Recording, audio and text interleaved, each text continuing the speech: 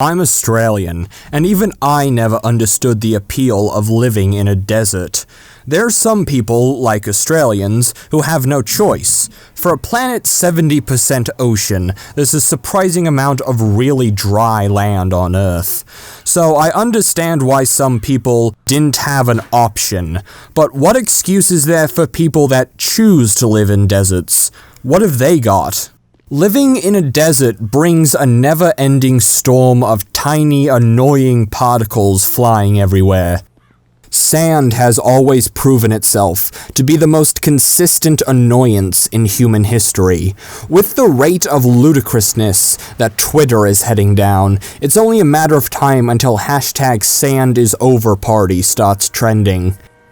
Ever notice how we seem to enjoy living in sandy areas if they are connected to the ocean, but hate it if it's only sand? I think that's just because we prefer the ocean and are willing to deal with the sand as a consequence.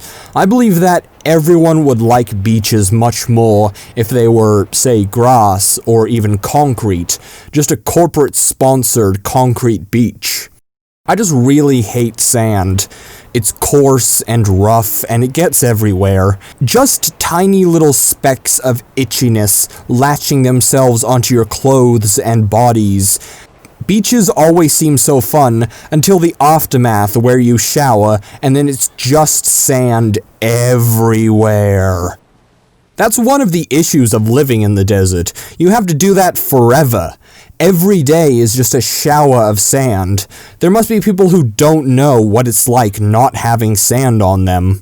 Sand might be the worst foundation to build something on, because it's basically a liquid pretending to be a solid. At any given moment, it can just slip away and bury things. That's why every secret temple is either in a jungle or a desert, because it will be consumed by plants or sand.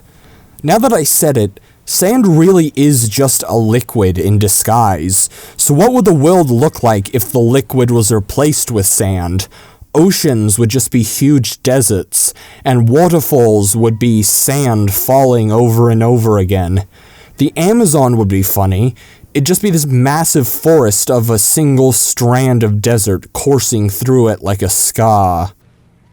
And if the water replaced sand in the world, Africa would be the world's biggest bowl. Just complete ocean where the Sahara used to be, and beaches would be reversed, where sand is at the edge and water is like a river in between. Speaking of the water, it's so scarce in the desert. Water must be so refreshing to drink, but also the pure lack of it must be torture. That's one of the main reasons I can't imagine why anyone would choose living in the desert. It makes you wonder what a desert with plentiful amounts of water would look like. Egypt and many other places contain massive rivers, so that's an example of what an oasis can look like. But what about oases everywhere? Massive pools of water turning the desert in what basically is like a giant beach water park, with cool rivers linking lakes and the ocean, waterfalls and trees. That sort of thing would be absolutely beautiful. Just a set of complex, beautiful oases throughout the sands. Making this sort of thing would be annoying though. We would need convoys of water to dry places. To be fair, where the ice cap's melting, we do have plenty of water to spare. Maybe that's how we fix the problem. Just take the excess ocean and make internal beaches out of it in places like Australia and Africa. We would need large vehicles to transport the water. That's when we could make sand ships. Boats that coast on the ocean like they do on waves. Think about it. That's how we could take advantage of the massive unexplored land in the world. Then it would turn to warfare, and people might need to sneak up on their enemies in sand warfare, because there is very little cover in a flat desert. They may need to go underground, in which case we would have sand submarines. They could design them to look like the giant worm monsters that appear in every science fiction story. Then there would be a fully fledged sand navy and sandcraft carriers. We could have the Sand Force. Let's be honest, it's not the stupidest new branch of the military we've heard of. If we're treating sand as we treat the ocean, then it should also be treated as thrill seekers' new vestiges for extreme sports. super sand scuba diving. People could wear suits to look like sharks in the sand. Then again, it's obviously impossible to see anything in the sand, so scuba and submarines would have a hard time. That's why they need to make sand-based sonar. Sand, a word that I can't think of, navigation area reconnaissance.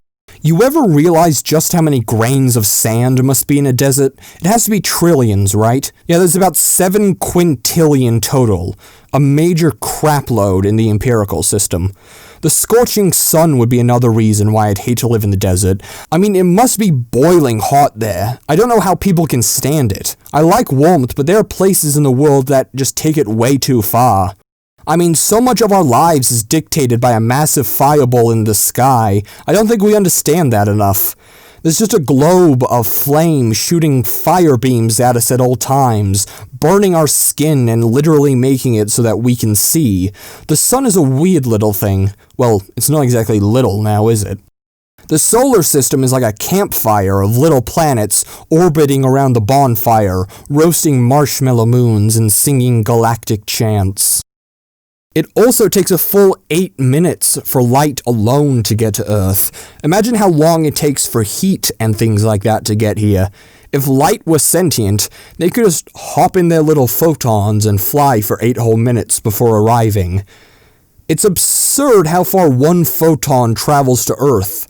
Hundreds of miles across space just to land on someone's bald, shiny head, or car, or mirror. Just to go inside someone else's eye, or however many other times it has to bounce off of something before it gets to us.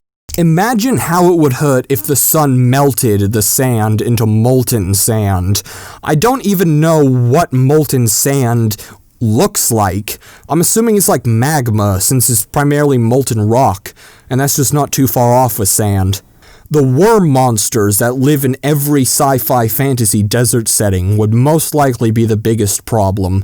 Just chilling out, and then suddenly Earthworm Jim shows up and flips your house upside down. But then, if the creature eats you, you could form a city in its stomach. Just imagine living inside the intestine of a giant beast. Infinite supply of walls and resources, not to mention a buttload of sand to make sandstone and have a village made out of it. Or, if it's not going to be a village in the stomach, because that's gross, maybe you could just have a village existing on the back of the worm, riding it like a new definition of a mobile home, seeing the course of the desert riding past you. The teeth of the monster would be very useful as weapons, or support columns, or general ivory for design and jewelry. That's the level of resourcefulness you need living in the desert. So finally, living in the desert sounds like it sucks, and I have no idea why anyone would ever choose to live there. Although, to be fair, there's not a lot of places on Earth that are good places to live anyway, so I'll give you that.